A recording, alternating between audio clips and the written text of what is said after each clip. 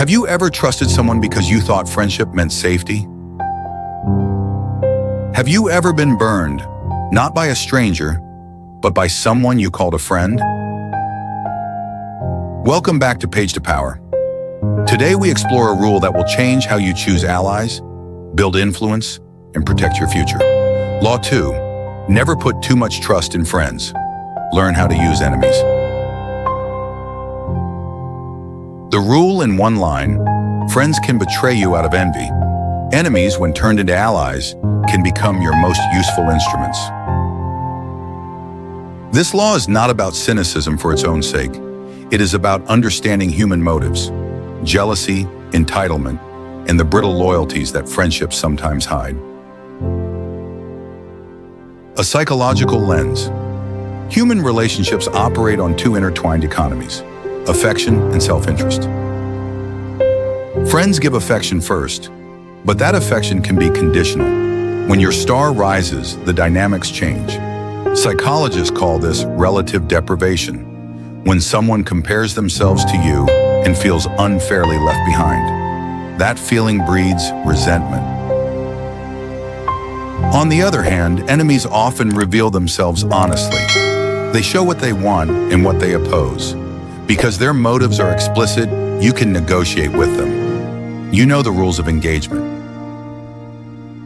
In short, predictable motives are easier to manage than hidden resentments. A story to anchor the idea. In the city of Rome, alliances were currency and friendships were fragile. Consider a composite of many Roman tales. A young, ambitious official named Marcus. Marcus had two allies: Publius, his childhood friend, and Lucius, a political rival who had once defeated Marcus in debate. Publius celebrated with Marcus when Marcus succeeded. He was present at every triumph, but when Marcus's star rose even higher, Publius's tone changed. Compliments became backhanded. Advice turned into correction. Quiet slights multiplied. Lucius, the rival, remained candid and open. He criticized Marcus publicly, but his criticisms were blunt and predictable. When Marcus offered Lucius a position that matched his strengths but kept him away from Marcus's core power, Lucius accepted. They became uneasy allies, mutually useful in a way friendship had failed to be. The lesson from Marcus is simple. Friends may love you, but they also measure themselves against you. Enemies, if handled wisely, can be made useful because their intentions are clear. A real-life historical example. History is full of leaders who discovered the same truth. Consider the Renaissance courts or Machiavellian politics where former enemies became indispensable allies. Take a ruler who pardoned a defeated foe and gave him land and purpose. That foe, now invested in the ruler's success, became a loyal servant, not out of affection, but from interest. Interests, once aligned, produce steadier service than fragile friendship. Trust, bias, and cognitive errors. We humans suffer from two conflicting biases: in-group favoritism and status jealousy. In-group favoritism pushes us to trust friends, sometimes blindly. Status jealousy creeps in when someone we care for outpaces us, turning warmth into quiet hostility. Practical psychology teaches us to test trust, to separate the effective from the instrumental. Friends may be invaluable for comfort and counsel, but not always for ambition and risk. How to manage friends first. Diversify your alliances. Don't rely on a single friend for everything. Build a network of people with complementary interests. Second, test loyalty with small risks. Share small responsibilities before entrusting someone with your most important tasks. Watch their behavior when stakes are low. Third, address envy directly. When you sense resentment, speak openly. People often carry petty grievances in silence. A single honest conversation diffuses many traps. How to use enemies. Enemies tell you what boundaries you have crossed and where your threats lie. They name the weaknesses others will exploit. Use enemies as mirrors. Convert an enemy into an ally with 3 moves. 1. Offer a stake. Give them a benefit that ties their success to yours. 2. Be transparent. Clear terms reduce suspicion and create mutual, enforceable expectations. 3rd. Honor competency. Respect them publicly in a way that satisfies their ego without diminishing yours. When enemies become stakeholders, their incentives shift. They will defend what they now own, your success included. A modern parable. Imagine 2 entrepreneurs, Aisha and Samir.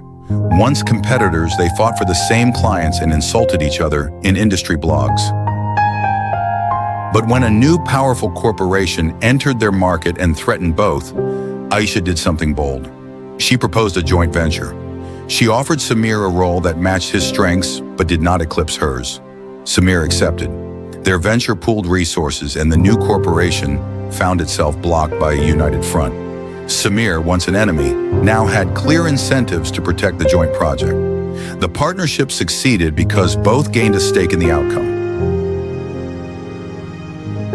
The parable shows that using an enemy is not manipulation, it is smart alignment of interests. Ethics and balance. Some hear this law and worry it encourages cold calculation. It does not require dishonesty, it asks for realism. Be honorable in your dealings, offer fair stakes. Use enemies by creating mutual benefit, not by deception. The long game rewards reputation, not treachery. Practical exercises to apply the law. Exercise 1. The small test. Give a friend a modest responsibility and observe. Do they resent when you get credit? Do they step up or step back? Exercise 2. The mapping exercise. Draw a loyalty map. Put yourself at the center. Mark friends who provide support, friends who seek advantage, neutrals and rivals. Use this map to guide delegation. Exercise 3. The outreach. Identify one rival and one potential enemy turned ally. Write a short proposal that offers them a clear stake. Keep terms public and simple.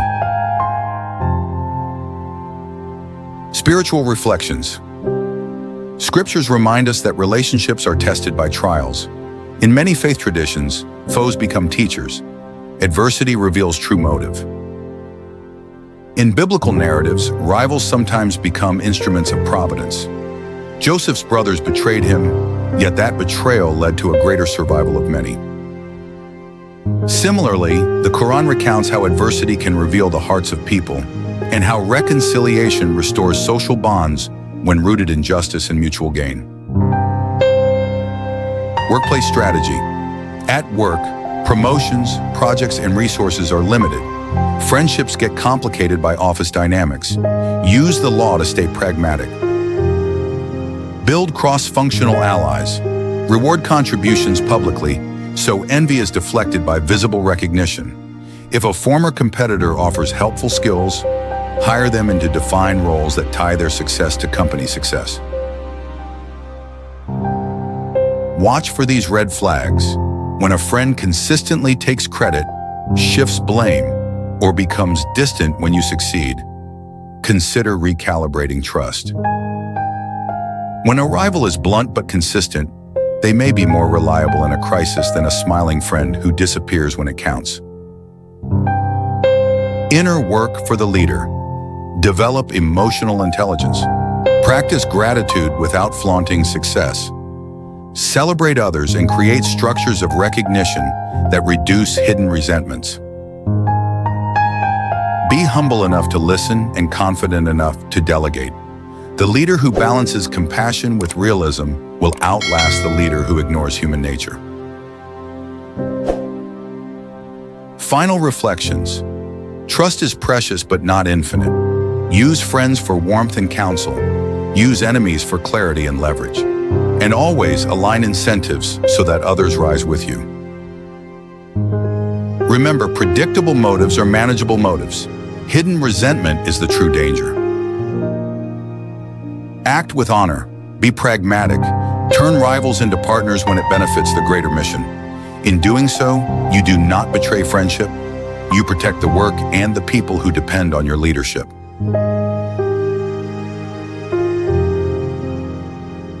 If this insight sharpened your thinking, subscribe to Page to Power for more dramatic book summaries and strategic lessons from history and psychology.